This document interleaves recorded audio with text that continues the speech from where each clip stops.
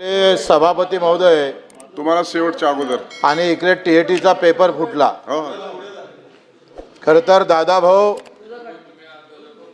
जेव्हा मंदिरातली दानपेटी फुटतं तेव्हा भावनेचा खून होतं, पण जेव्हा पेपर फुटतं तेव्हा कष्टकऱ्यांच्या स्वप्नाचा खून होतं।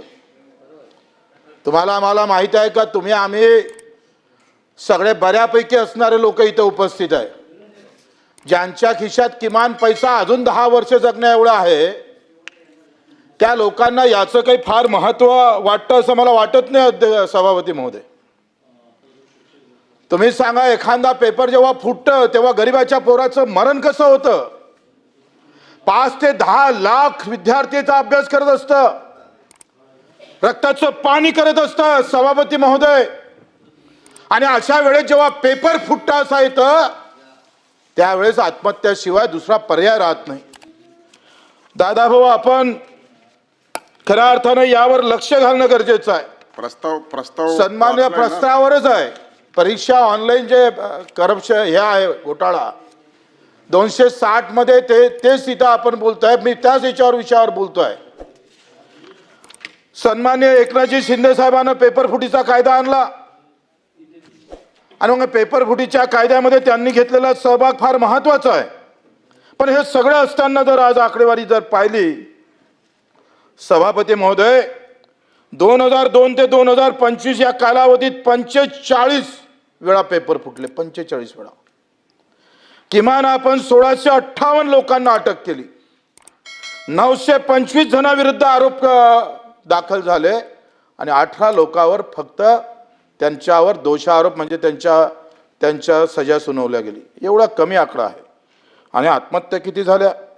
2012 ते 2022 काँग्रेस असू दे, राष्ट्रवादी असू दे, सरकार कोणाचं जरी राहिलं ते सामान्य माणसाचं किती आहे, त्या सामान्य माणसासाठी किती उभं राहतं हे फार महत्वाचं आहे। भारतामध्ये, मी भारताचा आकडा सांगतोय, 2012-22 मध्ये 1 लाख विद्यार्थ्यांनी आत्महत्या केल्या। या भारतासाठी शोभेचा विषय नाही आहे, हा गर्वाचा विषय नाही आहे। तुमच्या आमचे पोरं तिकडे परीक्षा देत नाही म्हणून ते पेपर रोज फुटले पाहिजे असं तुम्हाला वाटत असेल तर लोक घरात येऊन मारल्याशिवाय राहणार नाही, अशी अवस्था आहे। महाराष्ट्रामध्ये 2012-2022 मध्ये 415 लोकांनी, विद्यार्थ्यांनी आत्महत्या केल्या। आणि मग असं सगळं असताना आपण जर पाहतोय का याच्यामध्ये जर सुधारणाच येत नसेल, एक मात्र तिकडे शेतीमालाला भाव भेटत नाही, आणि गरीब शेतकऱ्याच्या मजुराचं पोरग जेव्हा पेपरले जातं तेव्हा त्याच्यात पेपर फुटल्या जातं, तर त्याचं अंतर्मन काय बोलत असेल हे खरं तर आपण सगळ्यांनी तपासणं गरजेचं आहे। कशा पद्धतीने त्याच्या भावना होत असेल। पैसे देऊनच जर आम्ही परीक्षेत पास होत असेल, ठराविक वर्गाचेच लोक तिथं अधिकारी, पैसा ज्याच्याजवळ आहे तोच तिथं आम्ही पाहतो नोकरीवर लागत असेल, तर मग तुमच्या आमच्या सरकारकडून अपेक्षा तरी काय करतंय सरकारची यंत्रणा? एवढं सगळं असताना सुद्धा आपण पाहतोय सभापती महोदय, हे पेपर फुटायचं कारण काय हो? कोण माती खातं इथे? म्हणजे इथे अशा प्रकारची हिम्मत होते कशी? सभापती महोदय, आपण टीसीएसचा विचार करतोय, टीसीएस वाल्यांनी काय केलं? जे टाटाची कंपनी आहे ते इथं आम्ही पाहतोय महारतेचा गुणगाव सुरू आहे, पण त्याच्या माध्यमातूनही अंदरून आपले लोक कसे घालायचे असाही प्रकार काही सरकारमध्ये चालू असतं, ते थांबले पाहिजे। टीसीएसचा आम्ही पाहतोय, टीसीएस राजस्थानमध्ये जेल वॉर्डनचा पेपर घेतला, तो फुटला, तिथं मॅनेजरला अटक झाली। 2018 मध्ये ग्रामसेवक आम्ही पाहतोय भरती उत्तर प्रदेशमध्ये झाली, 173 लोकांना अटक झाली। 223 मध्ये टीसीएस अंतर्गत नोकरीसाठी म्हणजे त्या कंपनीच्या अंतर्गत जेव्हा परीक्षा झाली त्याच्यात सुद्धा टीसीएस कंपनीचा घोर झाला, आणि तिथं सुद्धा काही लोकांना अटक झाली। म्हणजे या टीसीएसचे महाराष्ट्रामध्ये 2च सेंटर आहे, आणि ऑनलाईन करत असताना त्याचे दुष्परिणाम आपण जर पाहिले, तुम्ही सांगा दादाभाऊ, तुमचं शिक्षण मंत्रालय 10वीच्या परीक्षा घेतात, 12वीच्या परीक्षा घेतात, किमान 16 लाख विद्यार्थी दरवर्षी आपण ऑफलाईन पेपर घेतोय। काही गडबड आहे? 12वी मध्ये काही गडबड आहे? ऑनलाईनचा आग्रह का? सेंटर वाईज हॅक केल्या जातं, सॉफ्टवेअर वापरलं जातं, आणि आमच्या सगळ्या विद्यार्थ्याचा सत्यानाश करण्याचं काम करताय.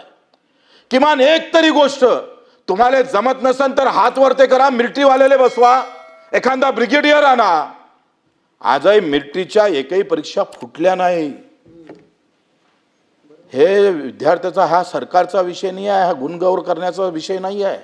मी सरकारमध्ये आहे म्हणून मग चलता है जला है तो भी बोलना है कि नहीं बहुत थंडा है. इकडे आग लागली आहे आणि सरकारमध्ये आहे म्हणून आम्ही म्हणायचं आहे थंड आहे, फार चांगली अवस्था आहे. विरोधकांनी पण तसंच बोलायचं आणि आम्ही पण तसंच बोलायचं, तर हे काही या सभागृहातून त्या अपेक्षा नाही आहे. कदाचित आमच्या बोलण्यानं काही लोकांचे मन दुखत असेल, पण ही वस्तुस्थिती आपल्याला टाळता येत नाही. आपण पाहिलं तर या सगळ्या गोष्टीवर पेपरफुटीसारखा जर गुन्हा ठरत असेल तर त्याला फाशीची शिक्षा दिली पाहिजे. ह्या सगळ्या गोष्टीवर व्यवस्थित आम्ही पाहतोय, त्याचं नियोजन केलं पाहिजे. आज आपण पाहतो का या सगळ्या भानगडीमुळं तुम्ही सांगतोय 3.5 कोटी विद्यार्थी प्रभावित झाले. 3 कोटीच्या समोर विद्यार्थ्यांना प्रभावित व्हावं लागलं. बस एक 2 मिनिटं. आणि म्हणून आम्ही आपल्याकडून अपेक्षा करतो. व्यापम घोटाळा झालाय, TATचा घोटाळा, आता TATची परीक्षा फुटली आणि 2 लाखाले पेपर गल्लोगल्ली वाटप व्हायला लागलाय. दादा भाऊ, तुम्ही तिथं दादागिरी दाखवून मला वाटते तुम्ही जर हातात दंडा घेतला तर याचा सफाई झाल्याशिवाय आणि अनेक गोरगरीब विद्यार्थ्यांचा आशीर्वाद तुमच्या नशिबी आल्याशिवाय राहणार नाही, अशा खऱ्या अर्थानं आम्हाला अपेक्षा आहे. ते तुम्ही करणार आहे याच्याबद्दल आम्हाला काही दुसरा आमचं काही मनात मतभेद नाही आहे.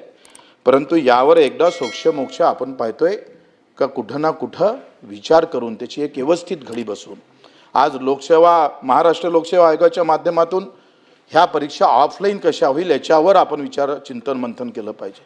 केंद्रीय लोकसेवा आयोग ऑफलाईन परीक्षा घेतं, अनेक राज्य ऑफलाईन परीक्षा घेतं, पण इथंच ऑनलाईन घेण्याची आम्ही का प्रकारची जबरदस्ती केल्या जातं? काय त्याच्यामध्ये इंटरेस्ट आहे? कोण त्याच्यामध्ये आम्ही पाहतो हे सगळं डोकं घालताय?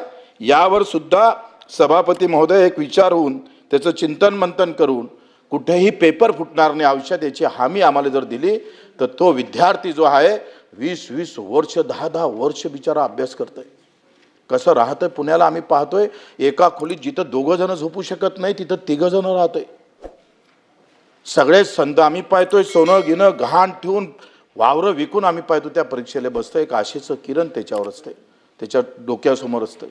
आणि ते आशेचं किरणच जर पेपरफुटीमुळे तुटल्या जात असेल आणि ज्याच्याजवळ पैसा आहे तोच नोकरीवर लागत असेल तर मला वाटतं सभापती महोदय तुम्ही आम्ही सगळ्यांनी याच्यावर पुन्हा चिंतन मंथन करणं गरजेचं आहे.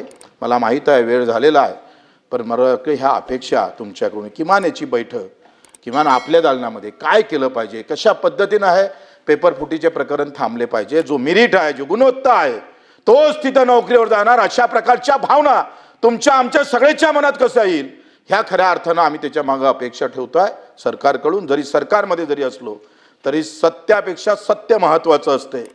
सत्ता महत्त्वाची नाही, सत्य महत्त्वाचं आहे आणि त्या सत्याच्या आधारे आपल्या सर्वांकडून अपेक्षा करतोय.